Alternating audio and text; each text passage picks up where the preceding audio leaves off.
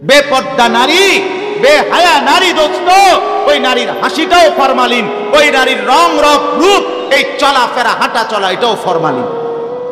সে তোমারে ধোকা দিবে, সে তোমারে ধোকা দিবে। যুবক, কষ্ট পাইবা। মানুষের বেডি সাউন্ড এক হিসাব, আর স্ত্রী হিসাবে যদি 2 নম্বর চরিত্রহীন কোনো মহিলা মিলে যায় তো বুঝবা দুনিয়া কারে কয়। আমি বন্ধু বললাম, জাহান্নামের টুকরা, জাহান্নামের আগুন ঘরেই সহন সহ্য করি। এটার খেসারত দিতে হবে। আল্লাহ দোহাই ছেলেরা বললাম, এই অব্যাহত নারী দেখা, ছবি দেখা, উলঙ্গ নাচ দেখা, বিবাহ বহির্ভূত হারাম প্রেম সম্পর্ক, নারীর পিছনে ঘুরার খেসারত, মাসুল এই দুনিয়ার হায়াতে তোমাকে দিয়ে যাইতে হবে। আমি প্রতিদিন শুনি, আমার পকেটে সব সময় ছেলেরা বিভিন্ন মাহফিলে কত সময় কত যুবক চিঠি দেয়, পড়তাম বুঝলাম, এমন এমন কথা দুঃখের, যে কথা শুনলে কলজা কাঁপে। আহা, মানুষ কি পেরেশানিতে আছে, মানুষ কি পেরেশানিতে আছে। কালকেও এক ছেলে আপনার ওই চট্টগ্রাম গেছি, চিটাগাং মাহফিল, বেচারা কি কান্না, একেবারে উচ্চ শিক্ষিত ছেলে, চাকরি করে এক জায়গায়, স্ত্রী আরেক জায়গায়, বউ বিয়ে করছে তাও বড় চাকরিজীবী মহিলা, বেটি আরেক জায়গায়, বেটা আরেক জায়গায়। সে আসতে বললো আসে না। হ্যাঁ, ওখানে বেতন বেশি। তো ওখানে বেতন বেশি, তুমি আমার স্ত্রী, তুমি থাকো কোথায়, রাত কাটাও কোথায়? এটা জিন্দিগি, এটা জিন্দিগি দোস্ত। ও ছবি দেয় একসাথে বিবাহ বার্ষিকীর দিন, হ্যাপি ম্যারিজ ডে, আমরা দুজন খুব সুখী। ধোকা, একবারে ভিসা দিয়ে বাড়ি। মিথ্যা কথা, মিথ্যা কথা। একজন তাই চিটাং, আরেকজন তাই কক্সবাজার, হ্যাপি ম্যারিজ ডে। হ্যাঁ, ধোকা, ধোকা, ধোকা। আল্লাহ আমাদেরকে বুঝ দান করে। এজন্য বাপ, আল্লাহ তাআলা বলেন, আমি যার বক্ষ খুলে দিয়েছি ইসলামের জন্য, ফাহুয়া আলা নূরিম মির রাব্বিহ, সে আমার পক্ষ থেকে আলো পায়, আর সেই আলোতে চলতে থাকে, জান্নাত পর্যন্ত পৌঁছেছে। এরপরে আল্লাহ বলেন, ফাওয়াইলুল লিল কাসিয়াতি কুলুবুহুম মিন যিকরিল্লাহ। আল্লাহ বলে, আর এর বিপরীতে দুর্ভোগ, লাঞ্ছনা, লাঞ্ছনা, জাহান্নাম ওই ব্যক্তির জন্য যার অন্তর, যার দিল আমি আল্লাহর শরণ, আমার বন্দিগি থেকে উল্টো। কাসিয়াত অর্থ হলো উল্টা, উল্টা। যে জীবনে সেজদা নাই, যে জীবনে গোলামি নাই, যে জীবনে নামাজ নাই, যে জীবন জানে না কোরআন কেমনে পড়ে, আহা, যে জীবন জানে না আল্লাহ কি, আখিরাত কি, হালাল হারামের পার্থক্য বোঝে না। 30 বছর সুদের ব্যবসা করে, 20 বছর ধরে ঘরে রঙিন টেলিভিশন চলে, 5 বছর 10 বছর ধরে কোনো দিন সত্য কথা বলে না। আহা, এমন নাফরমান কি 1-2 জন? আল্লাহ বলে, এই যে মানুষগুলো আমি আল্লাহর শরণ থেকে যে উল্টো, আল্লাহ বলে তাদের জন্য ফাওয়াইলুন, দুর্ভোগ, লাঞ্ছনা, উলাইকা ফি যালালিম মুবিন, তারা সুস্পষ্ট গোমরাহি, পথভ্রষ্টতার মধ্যে নিমজ্জিত। তাইলে ভাত খাইতে আছেন ঠিক আছে, কিন্তু গোমরা। গুমজান ঠিক আছে, কিন্তু নামাজ, জিকির, বন্দিগি, আল্লাহর ইবাদত, হালাল হারামের পার্থক্য, কোরআনুল কারীমের তিলাওয়াত, দিন মোতাবেক চলা, এটা যার নসিব হয় নাই, আল্লাহ বলেন সে আমার পথের উল্টো, সে গোমরা, গোমরা, গোমরা, পথভ্রষ্ট। চারিপাড়া জনাব মোহাম্মদ হারুনুর রশিদ ফকিরের বাড়ি সংলগ্ন আজকের এই মোতাবাররাক বাৎসরিক ওয়াজ ও দোয়ার মাহফিলে আল্লাহওয়ালা বুজুর্গদের, ওলামায়ে কেরামের উপস্থিতিতে কোরআন ও সুন্নাহর কথা শুনবার উদ্দেশ্যে আল্লাহ তাআলাই আমাদেরকে আসবার, বসবার, আল্লাহর জন্যই জমা হওয়ার তৌফিক দান করেছেন। এজন্য আমরা সকলেই বলি আলহামদুলিল্লাহ। মুআজ্জাজ মুহতারাম হাজিরিন, একটি সুন্দর দ্বীনি মাহফিলে আমরা সবাই জমা হয়েছি। প্রত্যেকেরই একটা মহৎ উদ্দেশ্য আছে। মহৎ উদ্দেশ্যটা হলো নিজের ভিতরে ঈমান, আমল, আখিরাতের ফিকির তৈরি হওয়া, নসিহত গ্রহণ করা, উপদেশ গ্রহণ করা। কোরআনুল কারীমের মধ্যে আছে, আল্লাহ তাআলা ইরশাদ করেছেন, ইয়াইযুকুম লাআল্লাকুম তাযাক্কারুন। আল্লাহ তাআলা বলেন, আমি তোমাদেরকে ওয়াজ করছি কেন? যেন তোমরা উপদেশ গ্রহণ করতে পারো। তাহলে এই আয়াত দ্বারা স্পষ্ট বোঝা যায় ওয়াজের উদ্দেশ্য কি। আল্লাহ তাআলা নিজেই বলেছেন উদ্দেশ্য যেন তোমরা উপদেশ গ্রহণ করতে পারো। তাহলে বোঝা গেল নসিহত, উপদেশ, নিজের জিন্দেগির পরিবর্তন, নিজের ভেতরে অন্তরাত্মা, বিবেক, অনুভূতি জাগ্রত করা, নিজের জীবন যেভাবে আছি, যেভাবে চলতেছি, সেটাকে পরিবর্তন করে আল্লাহমুখী, আখিরাতমুখী করা, পরকালমুখী করা, এটাই মূল উদ্দেশ্য। যদি এটা অর্জন না হয়, আসা এবং যাওয়া আর শোনার মধ্যে কোনো লাভ হল না।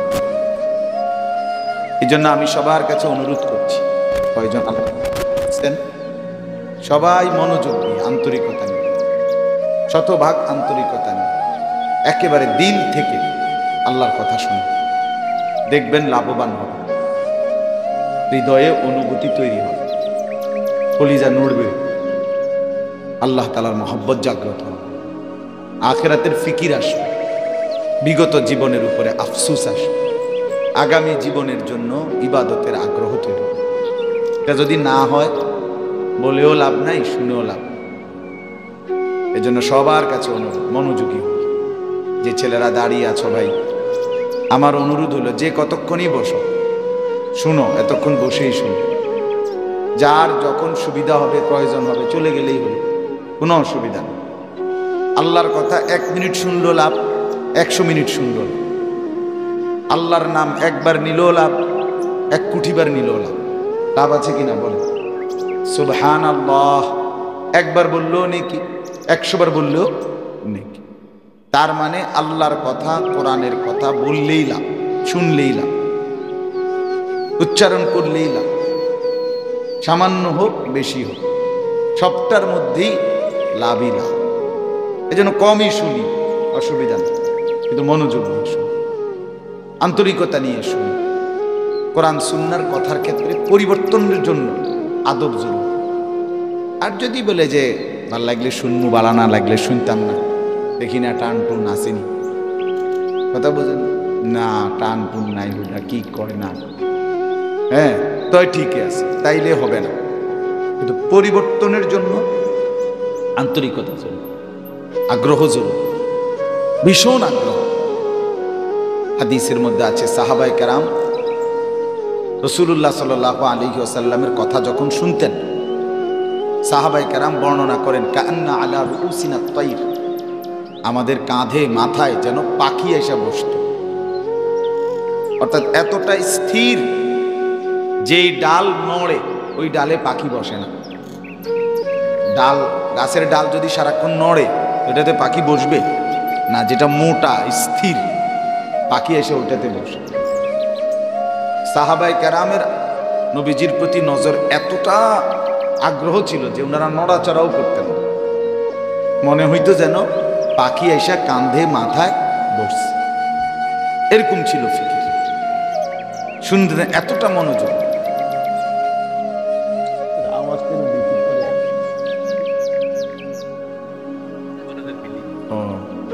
আচ্ছা, তো এই কারণে এই আন্তরিকতাটা ছিল। হাদিসের মধ্যে আছে, আসরের নামাজের আগে নবী সাল্লাল্লাহু আলাইহি ওয়াসাল্লাম দাজ্জালের ব্যাপারে সাহাবীদেরকে বড় ভয়ানক বয়ান করছে। করে নবীজি আসরের নামাজ পড়িয়ে মসজিদ থেকে বের হয়ে গেছে। আবার ওই ভাই, আপনি এটা নিয়ে এরকম শুরু করছেন কেন? এমনি খটর খটর করেন কেন? এটা আর কি তামসানা শুরু করছেন? ওইগুলোর মতো লাগ থুইয়া রাখেন, এটা যা ওটা উঠল। তো আল্লাহ নবী সাল্লাল্লাহু আলাইহি ওয়াসাল্লাম মাগরিবের নামাজের আগে আবার আয়েশা মসজিদে ঢুকছে। তো আসরের আগে দাজ্জালের ব্যাপারে সাহাবীদের সামনে বয়ান করছে। মাগরিবের আগে নবীজি আয়েশা মসজিদে ঢুকে তাকাইয়া দেখছেন যেই সাহাবী যে যেখানে বসা ছিল তিনি এখনো ওইখানেই ওইভাবে বসা আছে। মুসলিম শরীফের হাদিস। নবী সাল্লাল্লাহু আলাইহি সাল্লাম অবাক হয়ে গেল, আরে তোমরা সব এখানে পড়ে আছো, বসে আছো, কেউ বাইর হও নাই এই লম্বা টাইম। মিসলা আউয়ালে নামাজ পড়লে আসর থেকে মাগরিব, সৌদি আরবে এখনো জোহর থেকে আসর যে দূর সময় ব্যবধান, আসর থেকে মাগরিব বেশি, প্রায় 2-2.5 ঘন্টা। এই 2-2.5 ঘন্টা এমনি বসা ওনারা জাগা। নবী সাল্লাল্লাহু আলাইহি ওয়াসাল্লাম বললেন, তোমরা বের হও নাই, কেউ যাও নাই বাহিরে? আল্লাহ নবী সাল্লাল্লাহু আলাইহি ওয়াসাল্লাম ঠিক আছে, লোক আমি শোনায় আলাদা থাকতেই আমার চিন্তা। আল্লাহ মাফ করে দেন। জি বাপ। তো আল্লাহ নবী সাল্লাল্লাহু আলাইহি ওয়াসাল্লাম জিজ্ঞেস করলেন যখন, কেন বের হইলা না তোমরা, সবাই বসে আছো?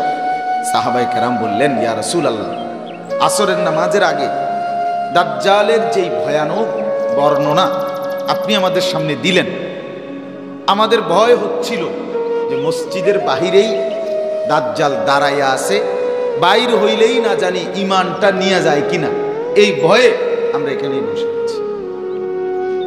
এই সাহাবায়ে কেরামের কলিজায় নবীজির কথা কি পরিমাণ আসর করে, ঠিক কি পরিমাণ কথাটাকে প্রভাব ফেলছে যে নড়াচড়াই ভুলে গেছে, মসজিদ থেকে বের হওয়ার অনুভূতি চলে গেছে।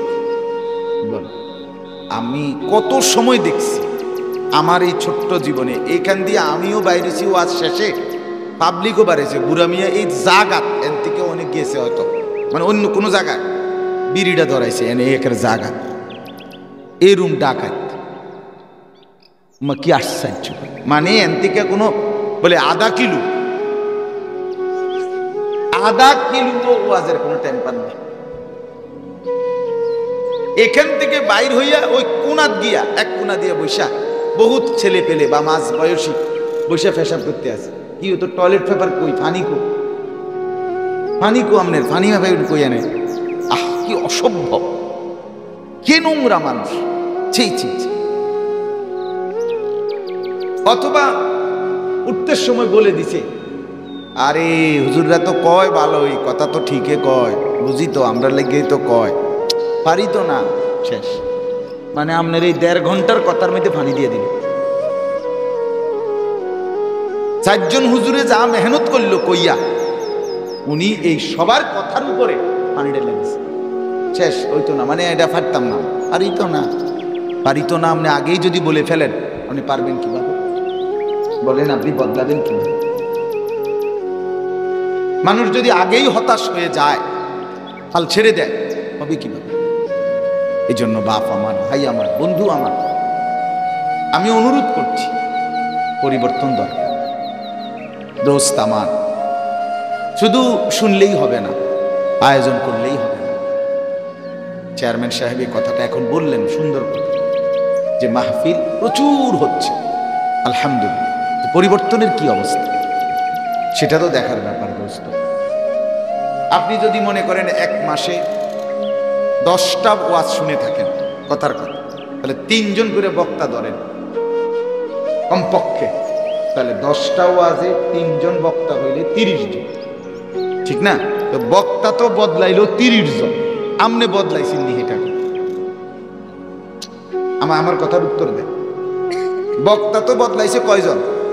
30 জন। আমনের অবস্থা কি চাচা? এটা আপনি বিড়িখানা ছাড়বেন আরো কয় বছর পরে? এটা আমার কথাটা কোন। আর কে বললে, মানে কেমনে বললে আল্লাহর কোরআন এবং রাসূলুল্লাহর হাদিস, এর চাইতে আর কোন কথা বললে আপনি চা দোকানে টেলিভিশন দেখা বন্ধ করবেন? আল্লাহর দোহাই আপনি কোন কি কইলে বুঝবেন? আপনি আর কি বললি, মানে কার কেমনে কইলে? আপনি যদি বলেন আমনের সামনে কতক্ষণ গই যাই ঠিককারি বলে, কি পরিমাণ বিবেকহীন মানুষ।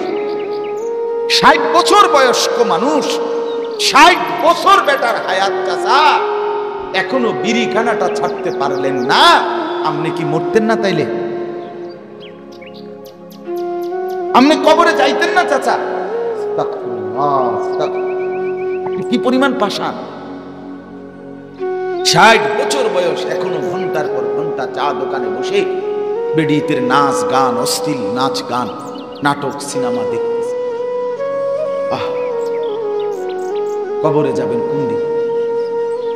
গুনাহ ছাড়বেন কোন দিন? আলাম ইয়ানি লিল্লাযীনা আমানু আন তাখশা কুলুবুহুম লিযিকরিল্লাহ।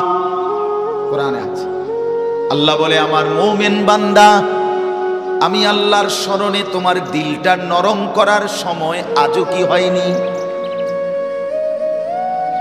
আলাম ইয়ানি, আমার বান্দা আজও হয়নি?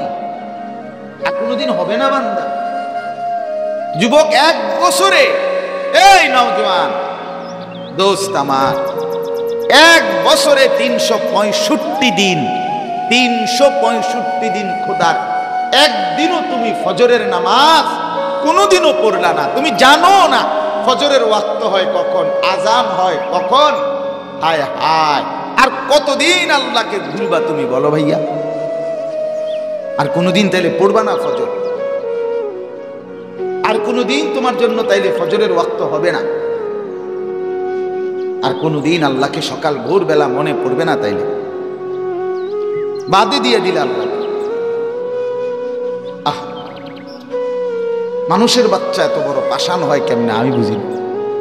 মুসলমানের বাচ্চা এত বড় পাষাণ কিভাবে হয়? তার মা কে, তার বাপ কে? কে তারে বড় করলো? কে তারে দুধ খাওয়াইলো? কেন তারে মানুষ করছে? কেন তারে ভাত খাওয়াইতেছে? আমি বুঝি না, আমি বুঝি। সারাদিনে 1 ওয়াক্ত নামাজ পড়ে নাই, এত বড় জানোয়ার কি লেগে পাইলাম আমি? মানে কি কারণটা কি? আল্লাহকে কোন সেজদা দিবে না? এত বড় অসভ্য, এত বড় জানোয়ার, হাইওয়ান, তারে আমি মুসলমান বাপ হইয়া পালবো কেন? কি লেগে? ঘটনাটা কি? আফসোসের না। এজন্য বললাম বাপ পরিবর্তন চাই, বিবেক যেন নড়ে ওঠে, ইনসাফ চাই। কেন আল্লাহকে ভুলে যাওয়া? কেন আখিরাতকে ভুলে যাওয়া? আল্লাহ তাআলা বলে, ইমানদার হবে না সময়? আলাম ইয়ানি, সময় তাইলে হবে না। ইয়া আইয়ুহাল ইনসান মা গাররাকা বিরাব্বিকাল কারীম। রব্বুল আলামিন ডাক দিয়ে বলে, হে মানুষ, আমার মতো দয়ালু, মেহেরবান, মুনিব, আমার মতো এমন মাওলা থেকে ছেড়ে গিয়ে কে তোমারে ধোঁকা দিল অন্যদিকে? মা গাররাক, কে তোমাকে ধোঁকা দিল? কেন ছেড়ে দিলা এমন দয়ার মালিক, কেমন মায়ার মাওলাকে? আল্লাহ জিজ্ঞেস করছে, বান্দা বলো তো। আমাদের পাকিস্তানের একজন বড় বুজুর্গ আলেম ছিলেন, আছেন, হযরত মাওলানা তারেক জামিল সাহেব। উনি এটাকে বলে, এভাবে বলে, এক মা তার ছেলেকে বুকে জড়াইয়া ধইরা পিঠে মাথায় হাত বুলাইয়া চোখের পানি ফেলে বলে, বাপ কেমনে রে বাপ, তুই আজ 6টা মাস মার একটা খবর নিবি না রে? 6 মাস হয়ে গেছে, পুত বিদেশ গেছ, মার বুঝি একটা ফোনও দিলি না মারে, কেমনে রে সহ্য করলি? এরকম কথা বলে না মায়েরা? আমার আম্মা তো 2 দিন ফোন না করলে হুত কিতারে হুত, উগা ফোনও দেস না। মায় কয় সর্বোচ্চ 2 দিনের ব্যবধান। আহা, রব্বুল আলামিন বলে, মা গাররা, আমার বান্দা কি হলো রে তোমার? আজ 6 মাস কোনদিন আমাকে একটা সেজদা দিলা না। বান্দা এভাবে ভুলে গেলা কেন? কেন আমার সাথে রাগ করলা? এত বড় অভিমান কেন করলাম? কি কারণে আমার প্রতি নারাজ হইলা? এত বড় আসমান আমি তো রাখছি।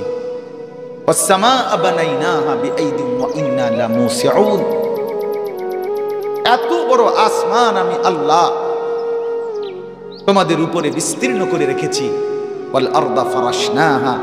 এই জমিন আমি বিছিয়ে দিয়েছি, বিনিময়ে আমি সেজদা পাই না? ওই চেয়ারম্যান এখন কি কইল? ভোট চাইলো কি কইয়া?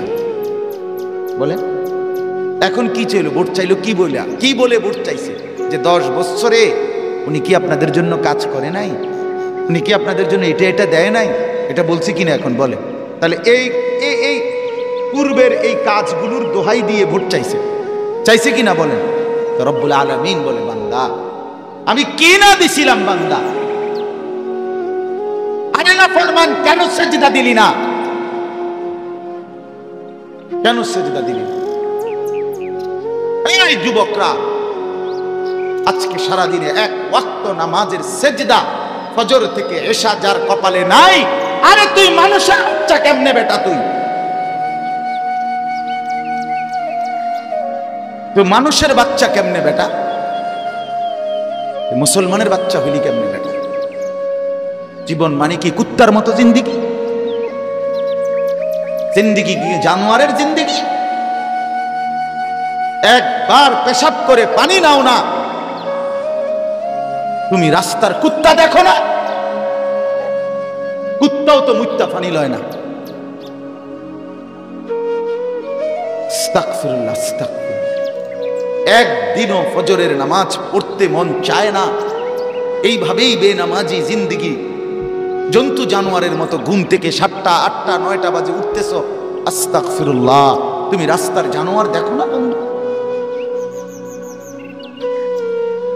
জিন্দিগি মানে কি? জিন্দিগি মানে নারী, জিন্দিগি মানে ভাত তরকারি, জিন্দিগি মানে ঘুম, জিন্দিগি মানে পেশাব পায়খানা, জীবন মানে যৌন চাহিদা পূরণ। এটা তো জানোয়ারেরও আছে। কুকুরও তো খায়, কুকুরও তো ঘুমায়, কুকুরও তো পেশাব পায়খানা করে, কুকুরেরও তো যৌন চাহিদা পূরণ করে। নাহলে কুত্তার সাও হয় কেমন? কথা বলে না? যৌন চাহিদা পূরণ করে কিনা? নাহলে বাচ্চা কাচ্চা হয় কেমন এগুলো? আমার জিন্দিগি যদি এরই নাম হয় জীবন, তাহলে আমি মানুষ হব কেন? আমার আলাদা বিশেষত্ব কি? আলাদা বৈশিষ্ট্য,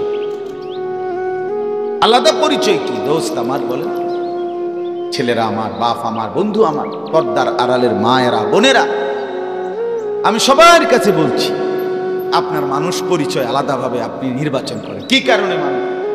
মানুষকে কি কারণে মানুষ বলে? ভাত খায় এই কারণে মানুষ বলে, কথা কন না? মানুষকে মানুষ বলে ঘুম যায় এই কারণে, মানুষকে মানুষ বলে পেশাব পায়খানা করে এই জন্য, যৌন চাহিদা পূরণ করে এই জন্যে। এটা তো জানোয়ারও পূরণ করে। তাহলে মানুষকে মানুষ বলা হবে কেন? মানুষকে মানুষ বলা হয় এই কারণে সে গোলামি করে, সে ইবাদত করে, সে সেজদা করে, সে তার মালিক চেনে, সে বন্দিগি করে। এই জন্য আল্লাহ তাআলা বানাইছিলেন এই ইবাদতের জন্য। ওমা খালাকতুল জিন্না ওয়াল ইনসা ইল্লা লিয়াবুদুন।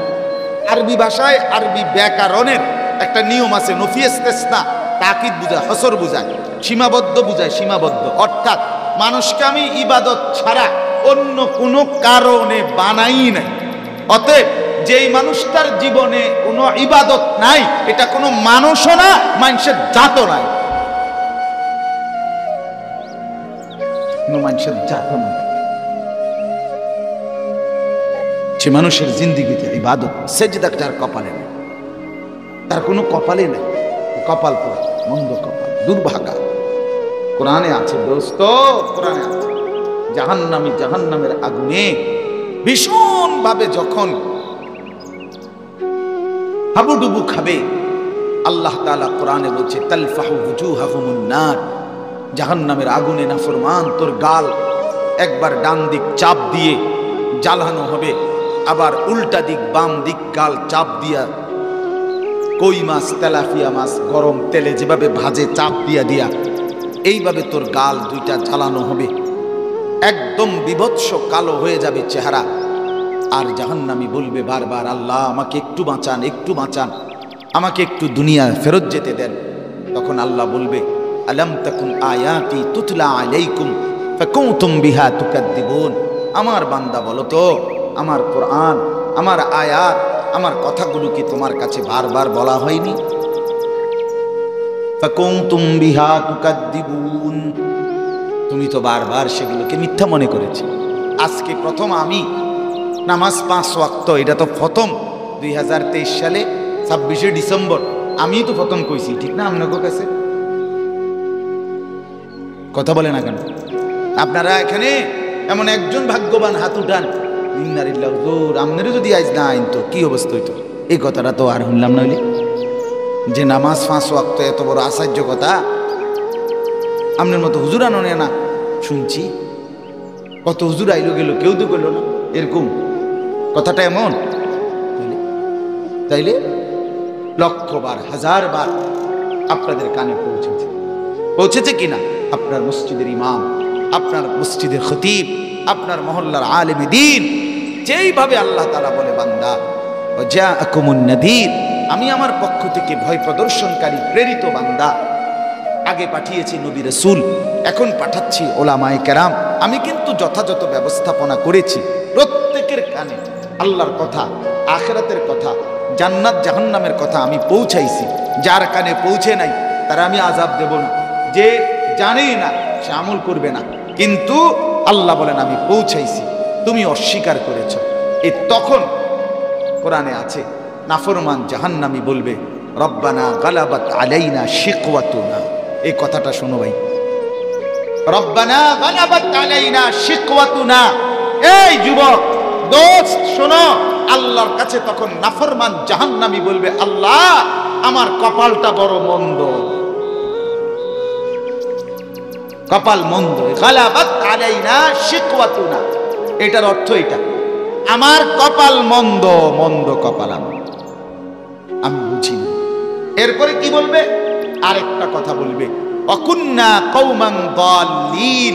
এই কথাটাও শুনেন, বাবারাও শুনেন, মারাও শুনেন, যুবক ভাই তোমরাও শুনো।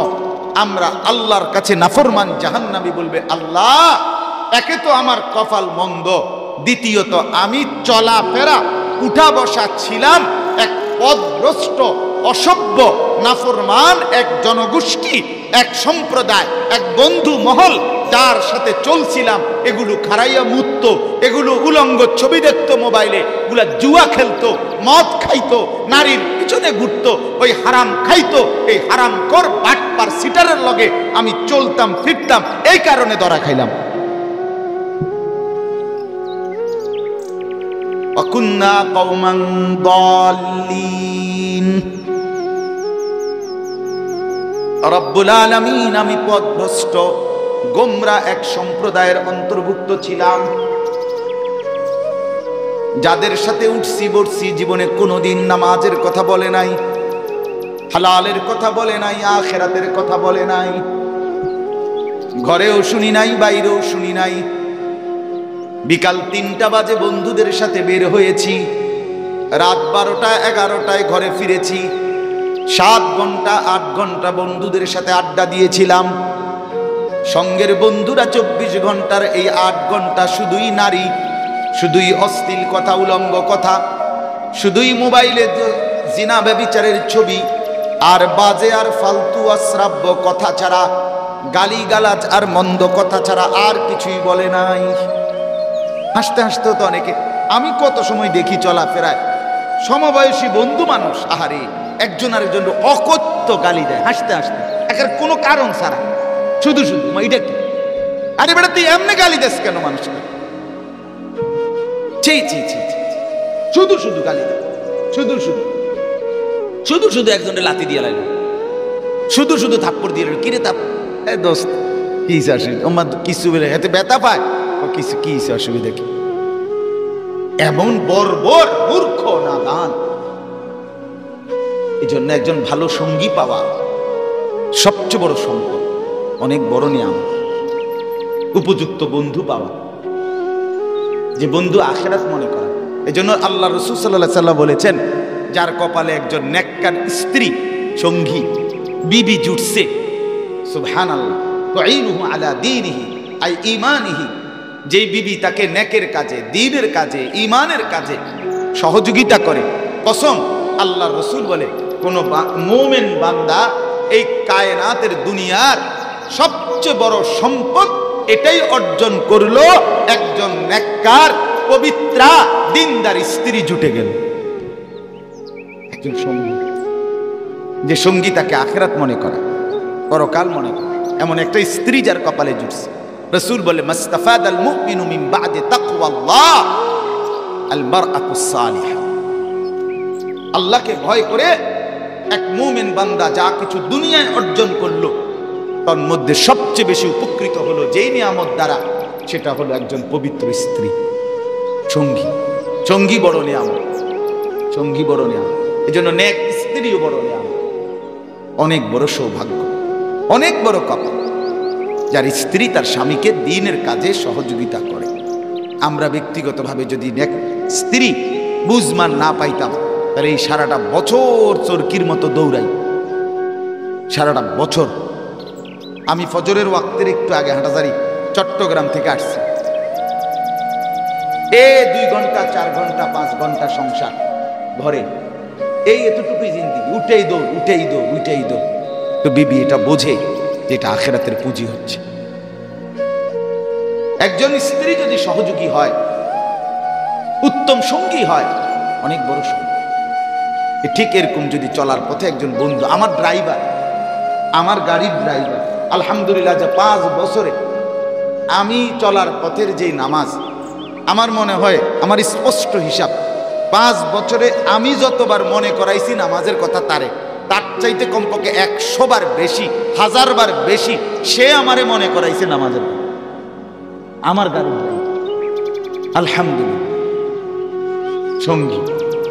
সঙ্গী আমি কত সময় গাড়িতে ঘুমাই যাই পরিশ্রমের, কিন্তু অটোমেটিক সে স্বাভাবিক হিসাব করেই কোথায় গিয়ে জামাত পড়তে হবে, টাইমলি জামাতের 5 মিনিট আগে, যাতে ওযু করতে পারি 6-7 মিনিট আগে, উপযুক্ত সময়ে সে আপনার গাড়ি থামান, জামাতের জন্য রেডি। উত্তম সঙ্গী, এটা বড় নিয়ামত, এটা বড় কি বড় নিয়ামত। আজকে অসংখ্য ছেলের জিন্দেগি শেষ। আল্লাহ রাসূল সাল্লাল্লাহু আলাইহি ওয়াসাল্লাম বলেন, আর রাজুলু আলা দীনি খলিলিহি, প্রত্যেক মানুষ তার বন্ধুর দ্বারা প্রভাবিত হয়। ফালিয়ানজুর আহাদুকুম মান ইউখালিদ, তোমরা লক্ষ্য রেখো সে কাকে বন্ধু বানাচ্ছে। মানুষ চিনবে, বন্ধু দেখে মানুষ চেনা যায়, সঙ্গী দেখে কি চেনা যায়? আমনের লগের 5 জন বিড়ি খায়, আমনে মাইজগান্দি আব্দুল কাদের জিলানি, আমরা বুঝি না, হ্যাঁ আমরা সিরিয়া খাই, আমনে আলাপ করে, আমনের লগের বিড়ি ঘৈন্যাগ লগে বইয়েন, গাইলে কথায় কথায়, এরকম অসিব্বর লগে আপনি বসে রয়েছেন, গপ মারেন। আপনি যদি মাঝখান দিয়ে কনাস, যদিও তারা খারাপ, আমি একমাত্র জোনায়েদ বাগদাদি, আয় জোনায়েদ বাগদাদি এরম আছেন, আমরা শুনছি না। ভাত মাছ আর খানা খাদ্য, এতটুকুই নাম জিন্দিগি। কি আর ভোগ করি আমরা দুনিয়া বলে?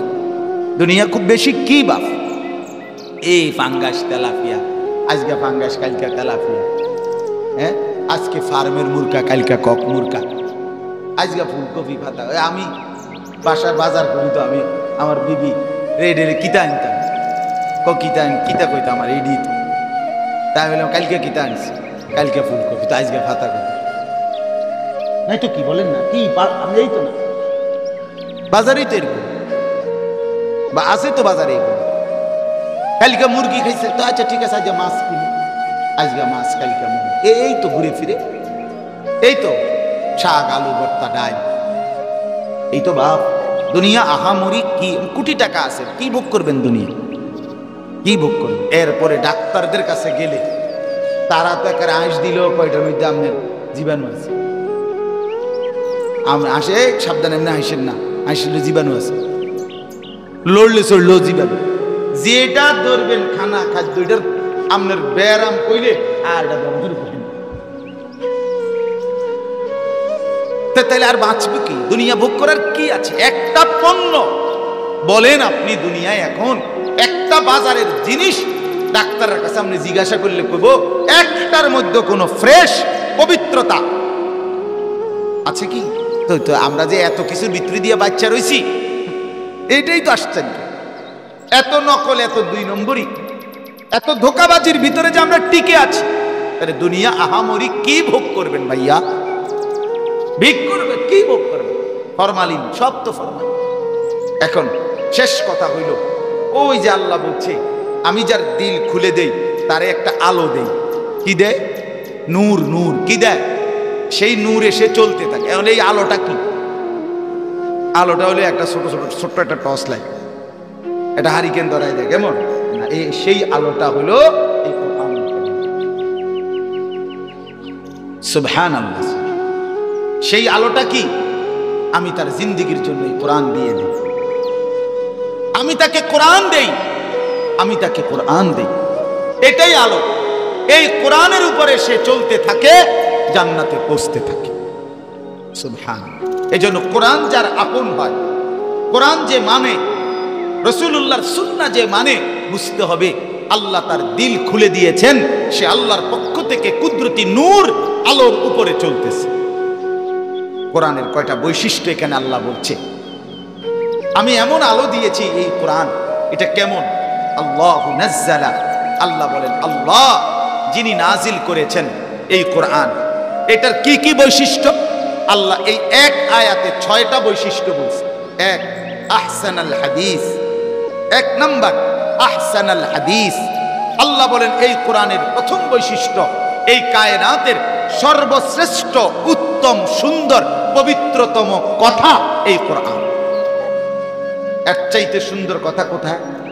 হাটিমাটিম, ক্রিং ক্রিং, প্যাক প্যাক, না, বরং আহসানাল হাদিস। এই কোরআনের সব কথা সবচেয়ে সুন্দর, সবচেয়ে পবিত্র, সর্বোচ্চ সুন্দর কথা। সুবহানাল্লাহ। 1। 2, কিতাবান, এটা একটা কিতাব। কিতাব বলে আরবিতে কোন বিষয়ের উপরে যেখানে সব কিছু ওই বিষয়ের প্রাসঙ্গিক যা যা বিষয় সবটা বিস্তারিত পূর্ণাঙ্গ আলোচনা হয়, যেখানে ওইটারে বলে কিতাব।